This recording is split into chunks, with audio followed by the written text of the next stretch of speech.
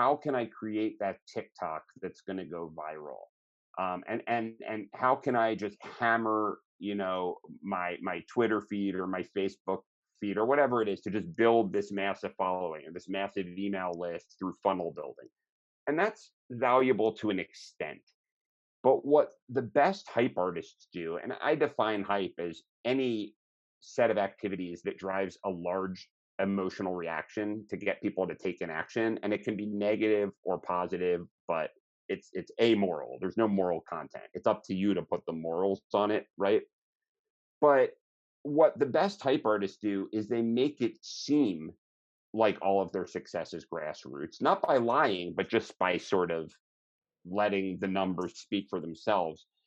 But what they're really doing and often paying the most attention to is, as you said, behind the scenes, they're building this group of people around them who are string pullers, who at one word are incentivized, not usually financially, but through relationships, to spread the word about you, and you can gain notoriety overnight. So hey, I go by knowledge, and I done tour the world. And the more I see, the more questions I got. But things are getting crazier. Misinformation is everywhere. So I'm on a mission to find the best minds with answers on how we fix it. It's time to drop some knowledge. Let's go. Today, on Dropping Knowledge, I got the one, the only Michael F Schien. This guy is one of the most brilliant PR strategists I've ever met. He is also a best-selling author of one of my favorite books. It's called The Hype Handbook. And in it, he talks about the 12 most important strategies that are not talked about. These are strategies that are used by some of the most conniving people to get to the top. It's Machiavelli for today's age. So if you're an artist, if you're someone trying to get ahead, you need to understand these tactics. And if you are just a regular person trying to understand how certain politicians, how people get to the top, how people get played, you need to listen to this man, because in this book, he breaks down some of the most important things that are happening and how you are getting played. So instead of getting played, learn these tactics so you can do it and understand it. Michael, it's great to have you, man.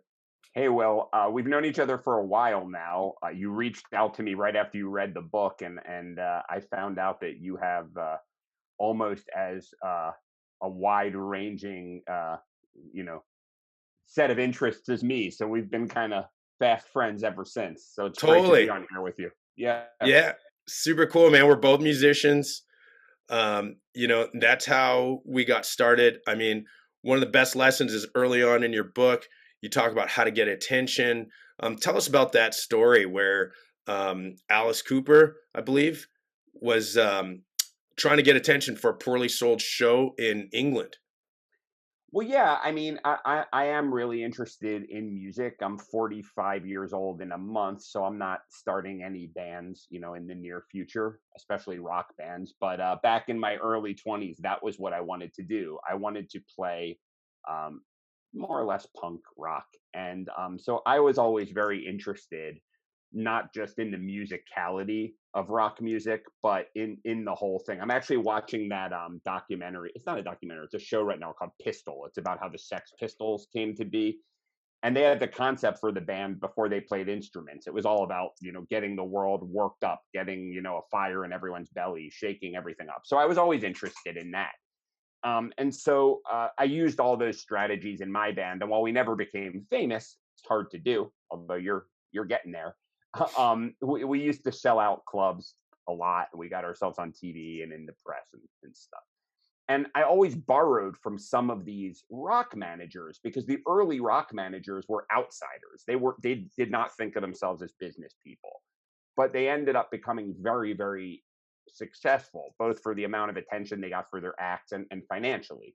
And so this one guy, Shep Gordon, he was a drug dealer. I mean, he sold weed at this hotel.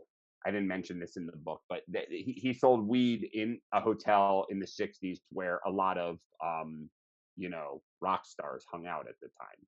And it wasn't even a nice hotel because rock wasn't that big yet. It was still an outsider thing.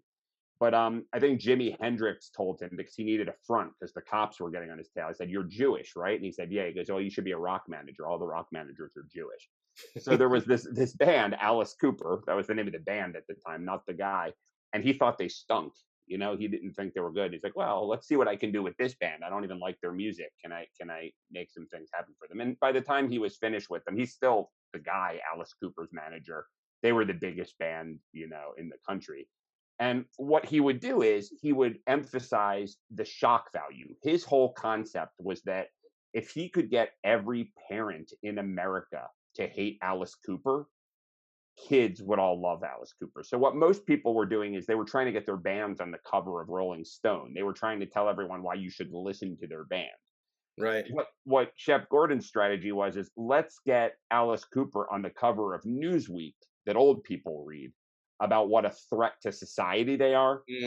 Because then every kid who's trying to separate themselves from their parents, which we all do if we're functional people at some point, will latch on to Alice Cooper. So that strategy helped him get big in the United States. But then they wanted to move to England, not move to England, but music, yeah, break England. And they had gotten a gig at Wembley Arena, and about 2 weeks before the show, they had sold like 500 tickets. So it's a very big place, and that is a complete failure. So what Shep Gordon did was he had a billboard commissioned of Alice, the singer, naked with a boa constrictor covering his privates. And he mounted it to the back of a truck, and he paid off the truck driver to, quote unquote, accidentally have the truck break down in Piccadilly Circus at the height of rush hour. And that's like Times Square in London. Yeah, right. So all the news cameras were over because it was rush hour. They were doing the traffic reports, all the news helicopters. And this happened, and it was broadcast all throughout the country. It came up in front of Parliament. They're like, kick this band out of the country. It's a corruption of the youth. It's disgusting. It's filthy. And they sold out Wembley Arena and became the biggest act in England. So there are so many strategies here.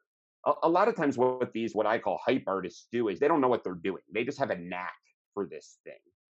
Whereas I was not a natural. I'm not a natural salesperson. I'm not a natural, quote unquote, marketer. So what I was interested in is, can I study these people who are naturally good at this, figure out if there are any common principles, and do it ethically? And right. That was what I did. And that sort of started my career in promotions and all of those things.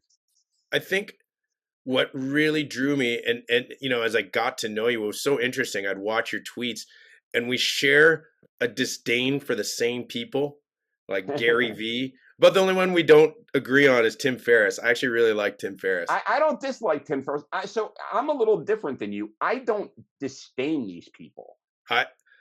Here's what I want to say. I think even Gary Vaynerchuk, his wine library TV business was a great business. He had an online store. It was easy to use, and he gave really actionable advice about wine for common people. Right. What I'm saying is, a lot of times when these people start giving advice, you have to ask yourself, if they're that big, should you listen to their advice or should you pay attention to what they do? And that yes, I was going to bring that up. What I loved in your book.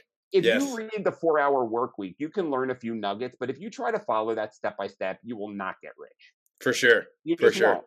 But by Tim Ferriss saying, I can teach you how to have a 4-hour work week, he gets rich. Does that mean there's no value in it? Of course not. His podcast is fantastic. But he has a few good tips. I'll tell you the difference. Yeah. What I find with Tim and Gary, I think Tim had some genuinely good advice without bad advice. Where I really dislike Gary is he gives some genuinely bad advice. I think Tim gives horrible advice. Hire out. Yeah, pick a business that doesn't really provide true value to the world, like nutraceuticals, and farm it out to poor people in India who are, he's basically saying exploit people who need the money and sell people stuff that they don't really need so that you can go off and do your dreams. I think it's terrible. Yeah, for me, it gave me the whole idea. Like, I do have an assistant. She's in the Philippines, and I pay her a higher wage than she would make from there, and she actually genuinely enjoys it, and she I, learns a lot of skills with it. So I'm not saying that. Well, I do it too. What I'm trying to say to you is there's value in all of it. yeah, If you read Tim Ferriss's book and you do if you do every step in that book, he's basically telling you don't pick a business that yeah, does good for the world. Pick a business that you can automate, even if it's selling garbage. right, Like those right, nutraceuticals did not necessarily make the world a better place. sure, for And he sure, didn't think it did. He sold it because it was a way because to make money quickly. right, right. And but you can learn a lot from So you can, Gary. I mean, yeah, there's stuff in his books that are useful, but I think, and some of yeah, it's horrible. and that's the problem when I guess for me it was, I'm an experienced business guy. I even when I read Tim Ferriss's book, 10 years ago or whatever it was, I was able to extrapolate the good from the bad. Even with Gary Sure. Vee, I can be like, that's garbage advice. That's actually useful. But and with Tim, I really found, some of the stuff like outsourcing really did help me. Like it was, I would call it transformational to this day. I get it. I get it. You Yeah, know, I so think it's useful. I also so think that Tony Robbins, who I think is because he's extremely litigious, I don't want to come out and call him a con artist, but maybe some people would say he's a con artist. I know people who have taken stuff from his work and love it because they've yeah, taken what they've taken out of I it. think in the beginning I liked him, Yeah, but I agree with you. It's a 50-50 because he sure is great at extracting a lot of money from people, and it's hard. It's he fills questionable, arenas full of people. Why aren't they all millionaires? Why are most of them not even rich? right? I can Right. tell you why, because he gets them in an exalted state. And the minute that they leave, it takes about 3 weeks and they're back to their old normal behavior For and they sure. have to pay for the next fix. For sure. And that there's, I guess, a business in that, right? And that goes on, like, some of the stuff you talk about. I'm just looking, some of your chapters had such valuable information. I mean, I love chapter 2, create your own society, which I think is a great way of terming, build relationships behind the scenes. These are something that a lot of young people, I think, don't really understand. I think before social media, that was absolutely the basis of how you got anywhere. It's still an absolutely fundamental part of my strategy. I mean, I was doing a gig in Wichita, and of course, I had all the stuff that I need, for social media and everything. But even behind the scenes, what I didn't know was a lady who was doing a big festival in Kansas actually came because the manager recommended me to her. So, you know, that Not has even nothing to, she's in her 50s, would be my guess. And, she doesn't use social media other than Facebook for personal stuff. There's no way I would have met her. She would have met me in any other way, but surely because she heard from someone to someone. And to me, to this day, nothing beats these relationships. Well, so to your point, there's a myth that's always existed to a certain extent, but in the age of social media, it's really on steroids. And it's that you can build a viral following or a huge following, as they used to call it before virality, person by person by person, right? So you'll see people, often young people, but a lot of older people, they'll just kind of, how can I create that TikTok that's going to go viral? And how can I just hammer, my Twitter feed or my Facebook feed or whatever it is to just build this massive following or this massive email list through funnel building? And that's valuable to an extent. But what the best hype artists do, and I define hype as any set of activities that drives a large emotional reaction to get people to take an action, and it can be negative or positive, but it's amoral. There's no moral content. It's up to you to put the morals on it, right? But what the best hype artists do is they make it seem like all of their success is grassroots, not by lying, but just by sort of letting the numbers speak for themselves. But what they're really doing and often paying the most attention to is, as you said, behind the scenes, they're building this group of people around them who are string pullers, who at one word are incentivized, not usually financially, but through relationships to spread the word about you, and you can gain notoriety overnight. So let's go back to Gary Vaynerchuk. The advice that you're talking about, that, not to put words in your mouth, but I think that you think of as bad advice, and that I certainly think of as bad advice, is that he tells his young followers to hustle around the clock. And he's done this less now than when I was first talking about him. I'd like to say I had a small part in, getting him to back off of this position. But his whole thing is tweet on the toilet, tweet 24/7, back when Twitter was the big thing. Hustle, hustle, hustle, hustle, never be off social media. The problem is that's really a good way for him to get his followers to love him, because the first thing cults do is tell you to work on behalf of a cause. Because then if you stop working, or if you have doubts about the cause, you say to yourself, well, why did I do all this work? It's like a sunk cost. What Gary does, though, he's constantly building relationships. He knows everybody. He has this circle of people around himself who spread the word about him all over the place. So you have to ask yourself, should I listen to what they do, or should I listen to what they say, or should I pay attention to what they do? I love that.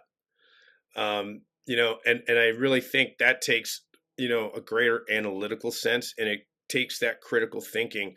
And that's what I love about your book, is you break it down chapter by chapter. And like I said, it's just as useful to someone trying to understand how they're being played as it is to be the person pulling the strings. And I do want to say, this is not an invitation to go out into the world and con people. No.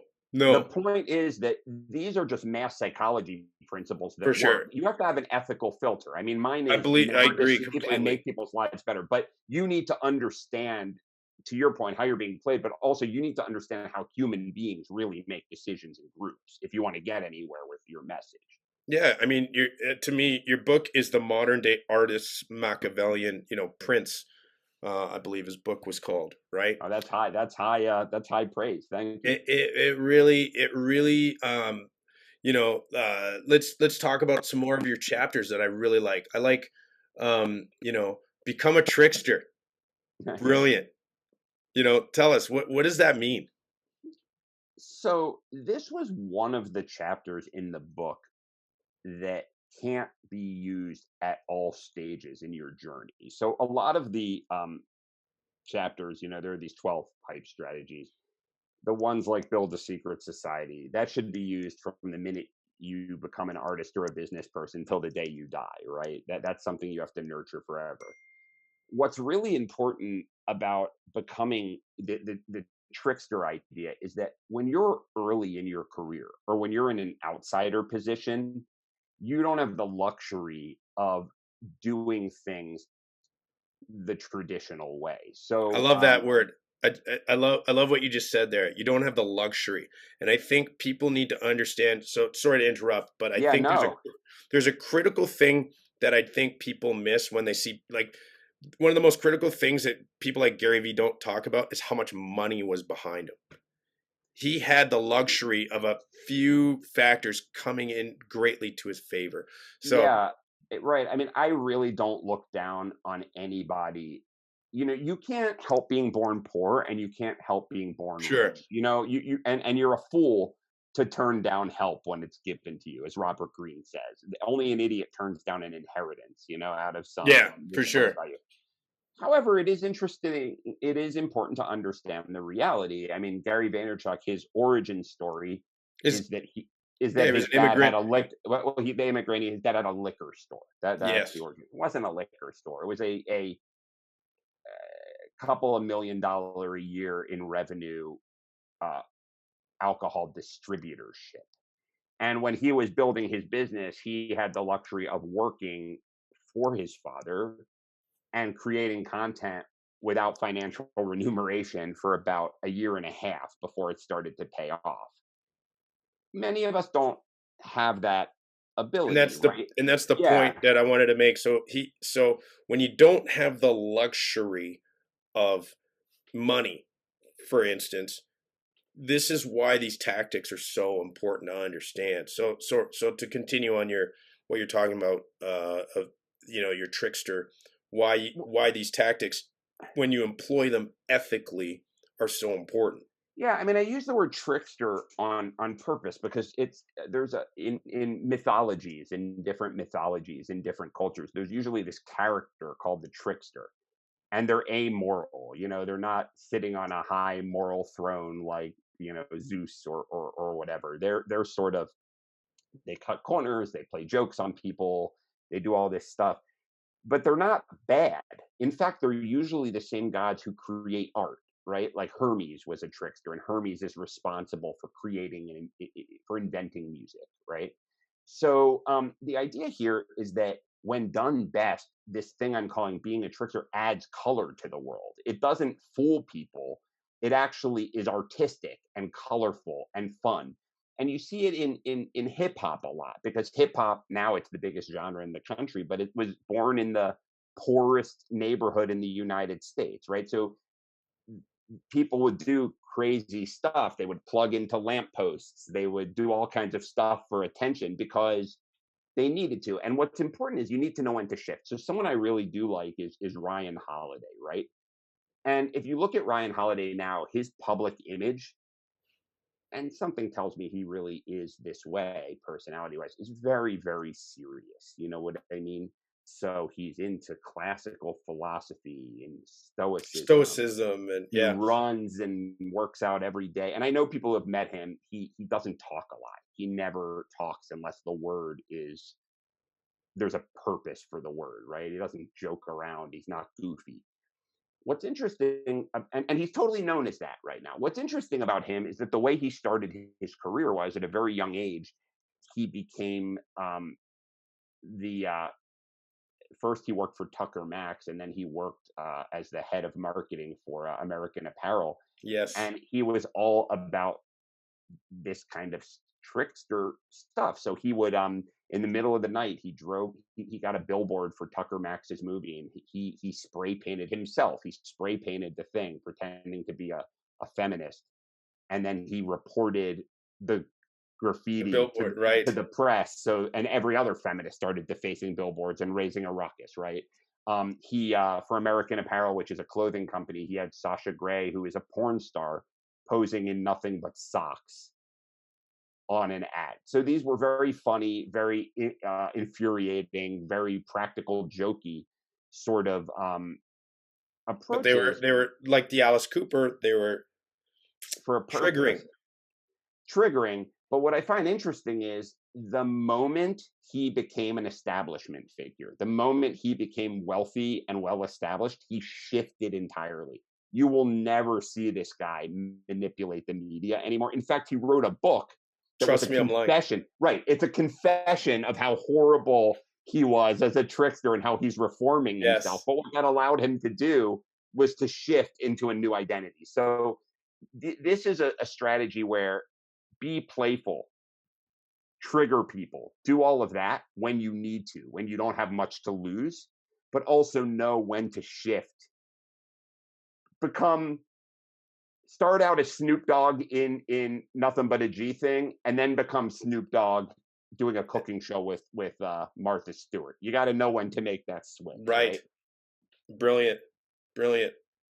And I mean, I love what you say too. Find a void and fill it. I think that is where a lot of young artists and a lot of people trying to get somewhere in the attention economy don't realize, if we're all trying to be rappers, if we're all trying to be whatever it is they're trying to make it in, it's a supply and demand thing. There's 1,000,001 guys trying to do this, but there's a lot of voids that do need to be filled. So, talk about that.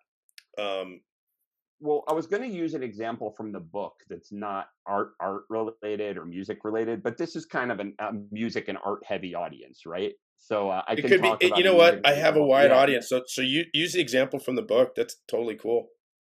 Well, yeah, I mean, in that case, there was a movement in the 1800s that lasted for many, many years called spiritualism. And we know it as seances now. People joke around about it. It's kind of a goofy thing, but it was very, very popular. These two girls, the Fox sisters, basically heard knocking in their house, and they brought a neighbor in to show them the knocking. They would close their eyes, and it seemed like this knocking was coming from nowhere. So long story short, people became convinced that they could speak to the dead, and there were all these demonstrations and this and that. So starting from them, it spread all over the country. It became a phenomenon. These people called mediums, you've heard the term, would do these seances where they would let people speak to their dead relatives. And it's not as ridiculous as you would think, because that was when things like radio and electricity were first being explored on a very deep level. And if you don't have experience with that, there are these invisible waves that sail through the air Exactly. over miles and just broadcast Magically. someone's voice, or whatever. It's really unusual. So people were thinking, well, if that's possible, maybe spirits can go through the air. They didn't know, and people were more religious, so they really did believe in spirits. So it sounds silly, but it had some resonance. So long story short, years later, one of the Fox sisters, as an adult, was kind of sick by the fact that she had hoaxed everybody. And she made a very public speech about how what they were doing is they were cracking their knuckle joints against floorboards that no one could see, and it would resonate through the walls in a certain way. But it went on for another 20, 30 years. People kept doing it. So you have to ask yourself, why were people so obsessed with this? And basically, it started right after the Civil War. And people don't realize how apocalyptic the Civil War was. I mean, a large portion of the male population of the United States was killed. It was a massive, massive bloody war. And some people say it was the first modern war. There had never been that sort of large scale killing before because of the technology. And so people they were lonely, they were sad. There was this big national void of loved ones. And so people wanted to believe this so badly that it was the right time for that message. And what I was going to bring up was I was just watching this show, Pistol. It's about the Sex Pistols, and they're talking about this band that was all about no future, hatred, really aggressive music. But there was a void there too. This was England at a time where there was a huge amount of poverty. Everyone was on the dole, as they called it. There was a garbage strike. They had the swinging 60s a couple years before, and there was nothing like that. And the music that was on offer at the time was like King Arthur, these ballads with keyboards. And so these people came out yelling about no future and this and that. People went crazy for it. So a lot of times what we do as artists, especially, is we create art. And it's this idea that the cream will rise to the top. It doesn't matter what the void is, what the moment is. If our art is good enough, people will like it. But what you have to think about is, how can you frame what you're producing to fill an opening that doesn't exist? And I don't mean a market opening. I mean, where is a longing that you speak and I was just here's where I wanted to bring this. How does that apply today? I think it's more applicable than ever. Everything you've just talked about is exactly what's happened it's over the last few decades that has just been culminating. And who is the master at recognizing that? I think Ryan Holiday's great. I mean, so this stoicism, the last time stoicism was popular was when the Roman Empire was falling apart, when the Republic was becoming the empire. Because it was a similar situation. There was this lack of connection and loneliness, and the people thought their society was devolving. Yes, I mean there was a plague. I mean, Marcus Aurelius died of a plague. There was all of this stuff, and this was a philosophy that said, don't worry about the outside world. You can control your own happiness. And I'm not sure it's a surprise that Ryan Holiday's message about that is resonating in the moment, because we are seeing this greater falling apart. Yeah, right. But who is, to me, the king of this? It's Donald Trump. Well, yeah, okay. I mean, I didn't want to go there, but and not even demagogues like that are always. I think he's recognized this economic divergence, and he's the master at recognizing the needs of people that have been forgotten. I'm this DJ, and I go into these communities, right? And they really do see themselves as very different. I was in New York over New Year's. I was doing some gigs out there, and I remember talking to a bartender, really intelligent guy, and they just have such little understanding of what happens in these flyover states. Not even a question. Yeah. You know, and here I am in the thick of it with these guys. And I really like these people. You know, I was in Wichita, Kansas. A few weeks before that, I was in Jonesboro, Arkansas. Do these people vote the same way as me? Nope. You know, but to see the loyalty of these people, to understand that they come from a completely different subculture and mindset, and it's not all negative. These people are looked down upon Yeah. by the rest of America, and really they actually have a lot of positive traits. And that's the real tragedy here is and the master stroke of Donald Trump is he recognized that there's this void to fill with these people. I agree with you 100%. You know, I grew up in a pretty East Coast, whatever you want to call it, upper middle class or whatever this white collar kind of world that you're talking about is. And I had an opportunity that opened my eyes to this. I used to work in the BPO industry, which is basically the customer service call center industry. So those are the new factories where a lot of these factories have folded. They put these call centers in poor communities, and a lot of them are offshore. But you'd be surprised, a lot of them are in these depressed, you know, towns. So I used to go to Appalachia a lot. I would write the scripts and then train them. And so I not only met these people, I interacted with them a lot. And so first of all, these people were just as smart as anyone that you would meet in Yeah, New York City. I mean, they had to operate 5 different computer systems, understand health insurance, this and that. But one person would be made team lead. Other than that, there was no opportunity at all. And unless they wanted to abandon their families and everything they knew, they had to leave. The only food was fast food. These people made $10 an hour with, and I left the company partially for this reason. No health insurance, nothing. People had, and they were all super nice. They would give you a potluck, you know, lunch on they their own are. And money when you came in. That yes, kind people. But I mean, people would have meltdowns on pills, you know, someone would be climbing the ladder. The executives would start taking notice because they were so smart. And in one particular, one of the smartest people there, her husband came in to the hotel where they were doing a conference and started yelling and screaming because he was emasculated that she was doing better, you know, and he had an alcohol right. problem. And it's when I hear people on our who are Democrats in the United States or liberal or white collar people talking about when they say American, like America, you know, like as if like it's a disgrace, you know, you know, like we're this awful country. And you know, they just need to increase education, meaning like these people are morons, and that's why they vote for Trump.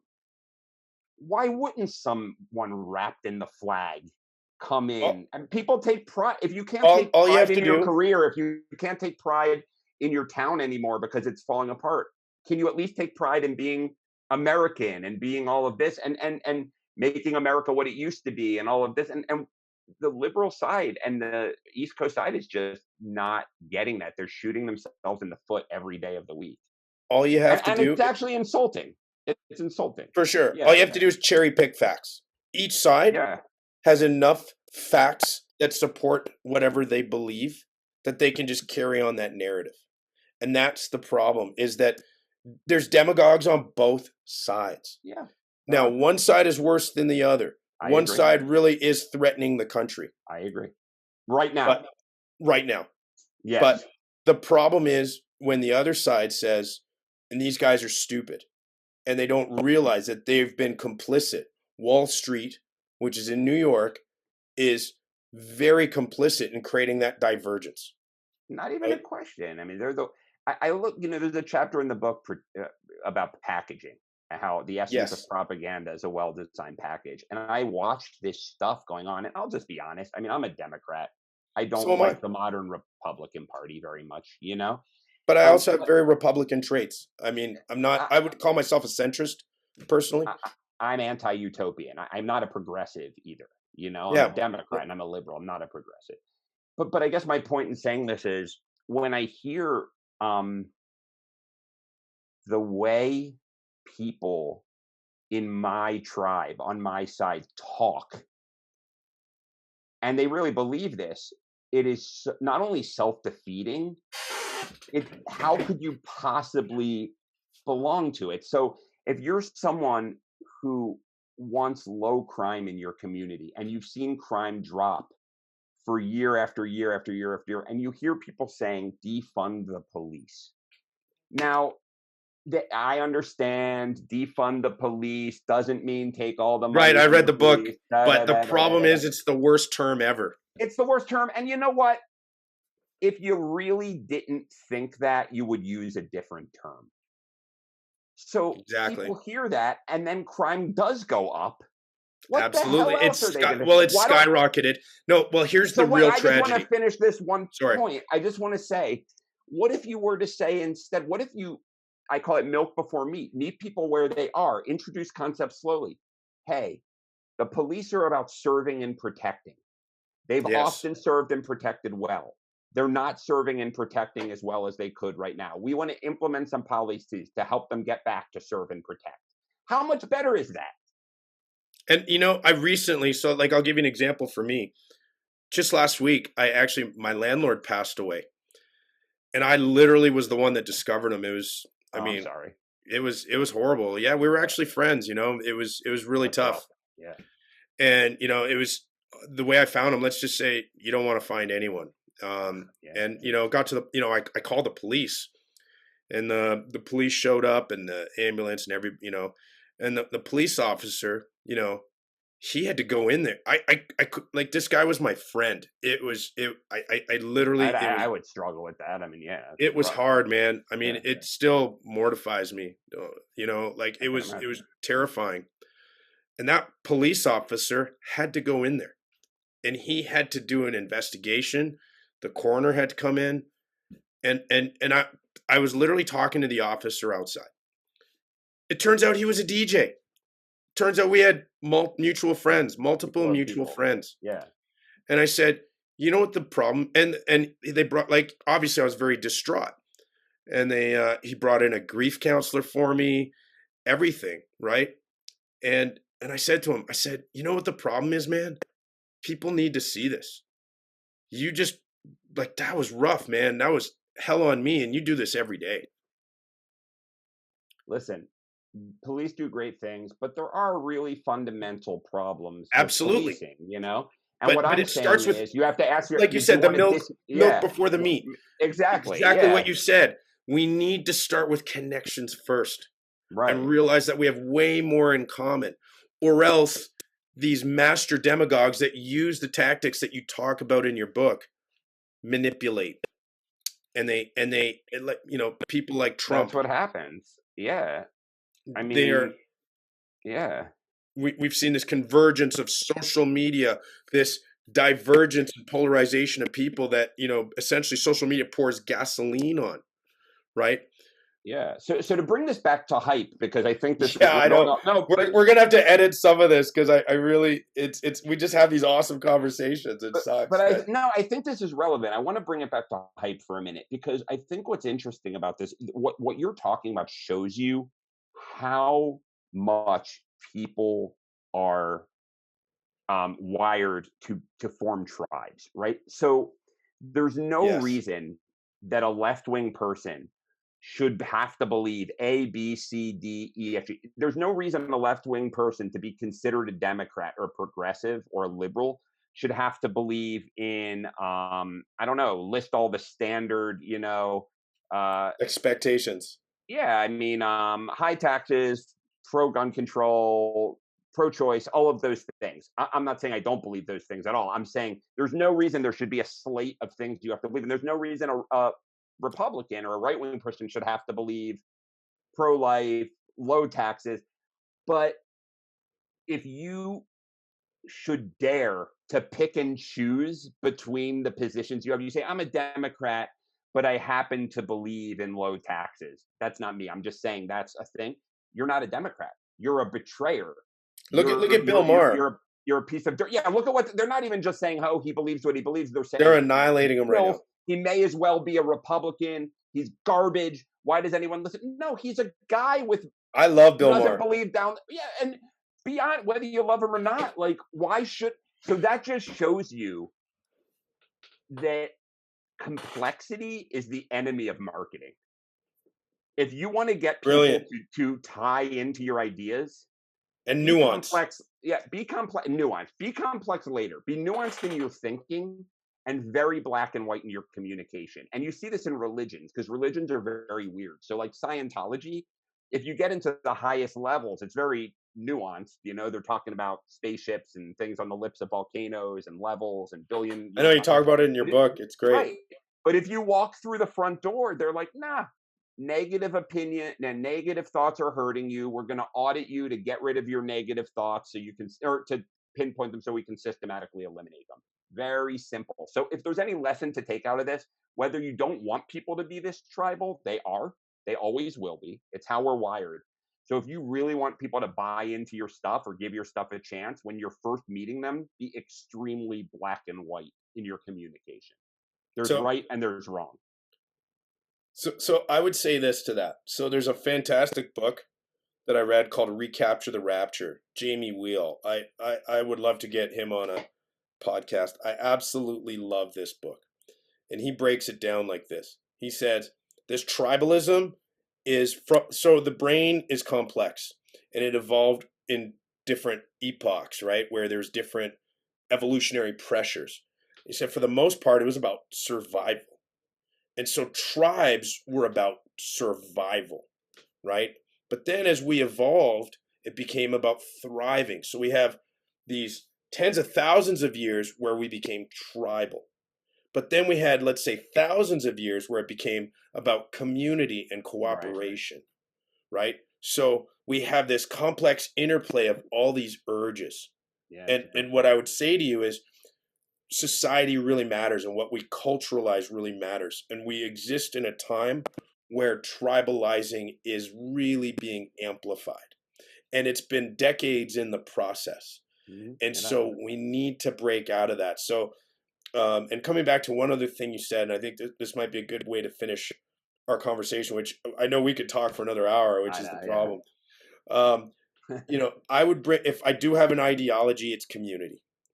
We need to sit and we need to talk to each other, man. You know, you know, you're Jewish, I'm Arab, I'm Canadian, even worse, I'm Canadian, you're American. You know, I was at a bar with, you know, I don't want to oversuppose, but a Trump voting guy, you know, who's a fan of mine, who absolutely loved my music. We need to do this. We need to talk. We need to express different ideas, and we can't look, and this tribalism, I absolutely agree with you.